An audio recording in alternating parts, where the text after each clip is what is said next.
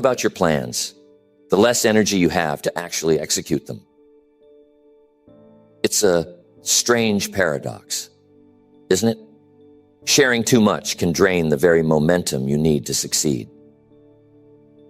In my years of business and personal development, I've seen this play out time and time again. People with grand ideas and noble ambitions, ideas that could change their lives, talk themselves out of the very thing they set out to do. How? By telling too many people too soon. They expose their dreams to the cold winds of doubt, criticism, and distraction. And before they know it, the fire they once felt has burned out. So today I want to share with you the philosophy of keeping your plans close to your chest, not out of secrecy, but out of wisdom. We'll explore how to cultivate a mindset that values action over words, focus over fanfare, and results over recognition. Because at the end of the day, it's not what you say you'll do that matters. It's what you actually accomplish. Keeping your plans to yourself can be so powerful. There's the subtle relationship between intention and action. Think about it. Every time you share your intentions, your goals, your dreams, your plans with others, you're releasing a bit of that energy. You're giving away a part of the fire that fuels your actions. And in many cases, that fire is better kept contained, stoked in the quiet of your own mind, rather than exposed to the world too soon. One reason is simple. When you tell people what you're going to do, you create an illusion of progress. You say, I'm starting a new business, or I'm going to lose 20 pounds. And the people around you nod and smile, maybe even clap their hands in encouragement. It feels good, doesn't it? That sense of approval, that validation. But here's the danger. The mind can mistake that approval for accomplishment. You haven't actually done anything yet, but you've already tasted a little bit of the reward. And what happens next? The urgency to act diminishes. The fire cools.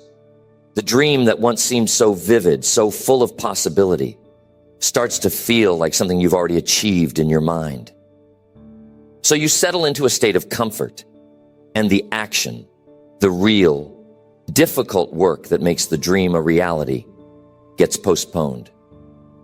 This is how dreams die in the cradle of good intentions. Now, some might say, isn't it good to share your plans? Doesn't it keep you accountable? Well, accountability has its place, but only with the right people and at the right time. You see, not everyone who listens to your plans will understand them. Some will question your motives or doubt your abilities. They might not say it out loud, but their skepticism will hang in the air like a shadow over your ambition. And if you're not careful, that shadow can creep into your own thinking. Suddenly, you're second-guessing yourself. You're wondering if they're right, if maybe your idea isn't as good as you thought it was. Now, I'm not saying you should never share your ideas. No, that's not the point. The point is to share selectively, thoughtfully, and only when the time is right. You need to protect your vision in its early stages, like a gardener protecting young plants from frost. Share your plans with people who will nurture them, not trample on them. Seek out mentors or close friends who genuinely want to see you succeed. But even then, keep the details to a minimum. Don't let your ideas become a spectacle before they've had a chance to grow. Here's another thing to consider: the element of surprise. There's a certain power in doing the unexpected, in letting your results speak for themselves. Imagine this. You've been quietly working on a project for months, maybe even years. You haven't said a word about it to anyone outside your trusted circle. And then, one day, you unveil it to the world. A finished product, a completed goal, a shining achievement. The impact is far greater than if you'd been talking about it the whole time, dropping hints and previews along the way. People will marvel at what you've accomplished because it came out of nowhere. It's a reminder that action is always more impressive than words. Years ago, I knew a young man who wanted to start his own business. He was full of ideas and enthusiasm, and he couldn't wait to tell everyone about it. At every opportunity, he'd go on and on about his plans, what he was going to do, how successful he was going to be, how his life was about to change. People listened politely, but over time they started to grow skeptical. Why? Because months went by and nothing happened. The more he talked, the less people believed in him. And eventually, he stopped believing in himself. Contrast that with another man I knew, a farmer from the Midwest.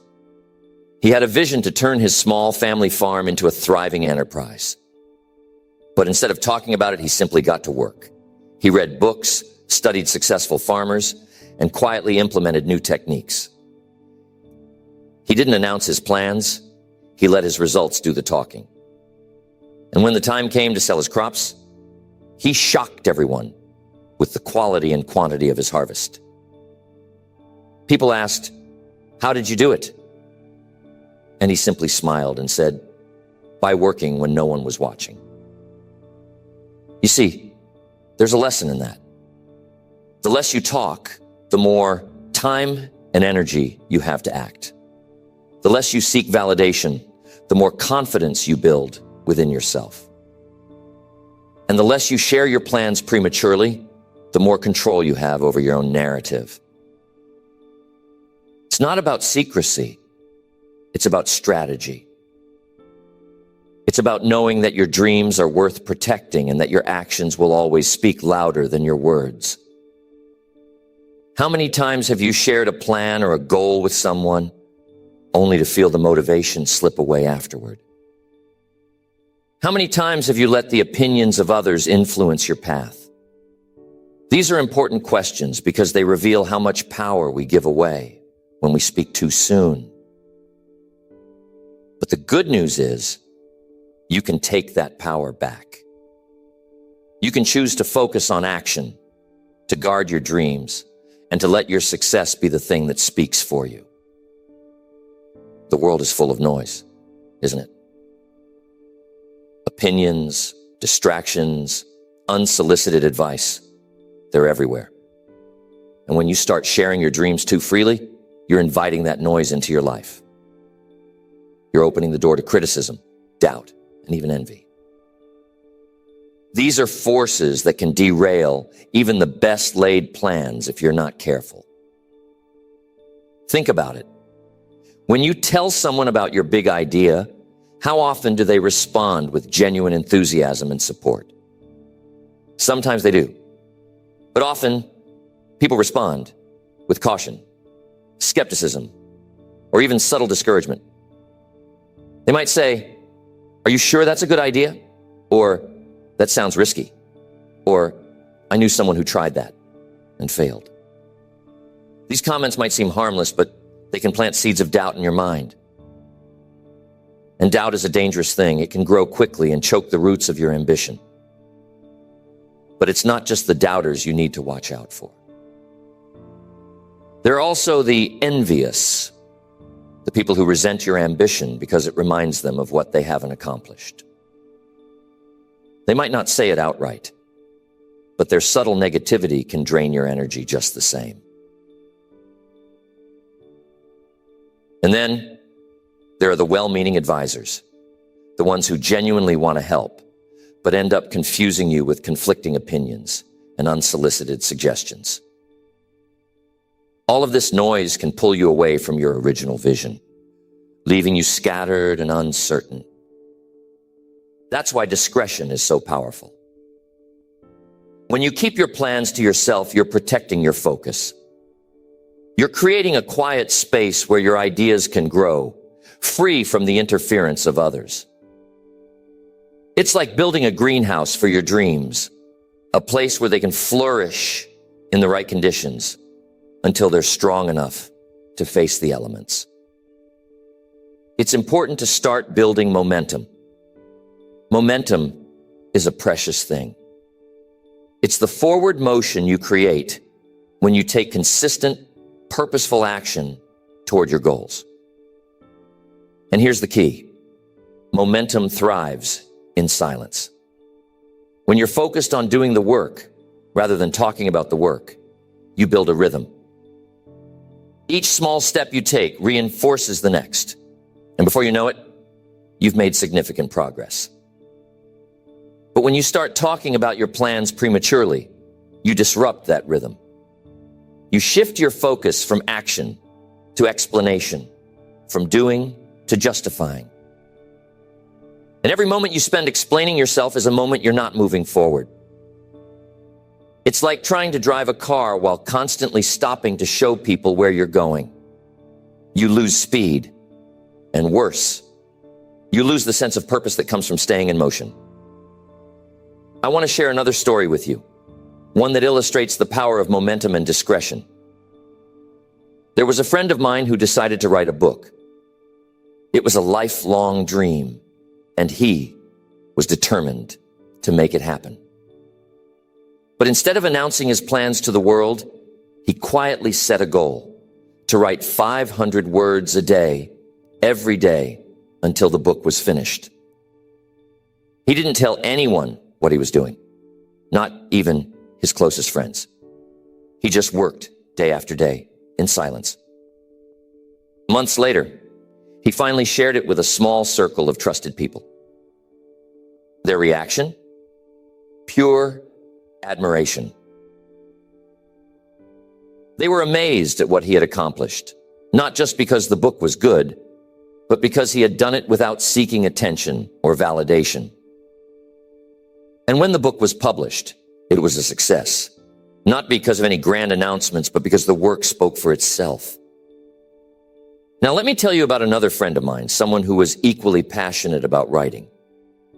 But instead of getting to work, he spent months talking about his plans. He'd call with updates, share outlines, and ask for opinions on every little detail. The more he talked, the less he wrote. And eventually, the project fizzled out. Why? Because he spent all his energy seeking approval instead of building momentum. There's a powerful lesson in these two stories. Action breeds confidence, while too much talking breeds hesitation. When you take consistent action, even in small doses, you prove to yourself that you're capable. You build a track record, a sense of accomplishment that fuels your progress. But when you talk too much, you get stuck in the realm of possibilities. What could be, what might be, without ever crossing the bridge to reality. Here's the thing. Some people worry that keeping their plans private makes them seem secretive or aloof. But here's the truth. Discretion isn't about shutting people out. It's about preserving your focus. It's about recognizing that your dreams are precious and that not everyone deserves a front row seat to your journey. Think of it this way. When you're planting a garden, you don't invite the whole neighborhood to walk through the soil before the seeds have sprouted. You protect the ground, you water it carefully, and you wait until the first shoots appear. Only then do you invite others to admire the fruits of your labor. The same principle applies to your goals. By keeping them private, you're not being secretive, you're being strategic. You're giving yourself the space to grow, to learn, and to adapt without the pressure of external expectations. And when the time comes to share your success, it will be all the more powerful because it's backed by real results. So, Here's a challenge for you. The next time you set a goal, resist the urge to announce it to the world. Instead, channel that energy into action. Write it down, make a plan, and take the first step quietly, deliberately, and with full focus. Remember, the goal isn't to impress others with your intentions. It's to impress yourself with your accomplishments. There's something profoundly liberating about moving in silence. It frees you from the weight of external expectations and allows you to operate on your own terms. Think about it. When you announce your plans to the world, you're putting yourself under a spotlight. Suddenly, people are watching, waiting, and maybe even judging. That pressure can be stifling, especially in the early stages of a project when things are still uncertain and fluid. You see, success is rarely a straight line. It's a journey of trial and error, of taking 2 steps forward and 1 step back. And when you're under the public eye, those setbacks can feel magnified. Every misstep becomes a potential point of criticism, every delay a source of scrutiny. But when you keep your plans private, you give yourself the freedom to fail quietly, to learn from your mistakes without the added burden of outside opinions. This is why discretion isn't just a strategy. It's a gift you give to yourself. It's a way of creating a safe space where you can experiment, grow, and refine your ideas without distraction. And here's the beautiful thing. When you're not seeking approval or validation, you become more connected to your own instincts. You start to trust yourself more deeply, to rely on your own judgment rather than the opinions of others. I know what you're thinking. Isn't feedback important? Don't I need input from others to make my ideas better? And the answer is yes. Feedback is invaluable. But it has to come at the right time and from the right people. Not everyone is qualified to give you constructive input, and not every stage of your journey is the right time to seek it. Early on, when your vision is still taking shape, it's better to focus on the work itself. Once you've made progress, once you've built something tangible, that's the time to invite feedback from people you trust and respect. I once worked with a man who was incredibly gifted at spotting opportunities. He had a knack for seeing potential where others saw obstacles. But he had one fatal flaw. He couldn't stop talking about his ideas. Every time he came up with a new concept, he'd rush to share it with anyone who would listen. And what happened? More often than not, someone else would act on the idea before he did. He gave away his advantage by revealing his plans too soon. Contrast that with another businessman I knew, a quiet, unassuming fellow who rarely talked about what he was working on. He wasn't flashy or boastful, but he had a remarkable ability to execute. While others were busy talking, he was busy building. And when he unveiled his work, it was always impressive, well thought out, polished, and ready for the world to see. He didn't need to announce his intentions because his results spoke louder than words ever could. This brings us to another key principle. Results are your best advertisement. When you achieve something significant, people will take notice without you having to say a word. Your success will naturally attract attention, and that attention will be far more meaningful than anything you could have generated by talking about your plans prematurely. Think of it as a ripple effect. Your actions create waves that reach far and wide, touching people in ways that words never could.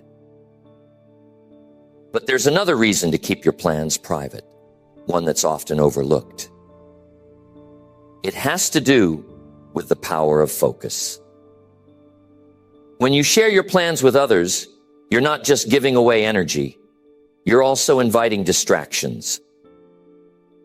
People will start asking questions, offering suggestions, and sharing their own ideas, which can pull you in a dozen different directions.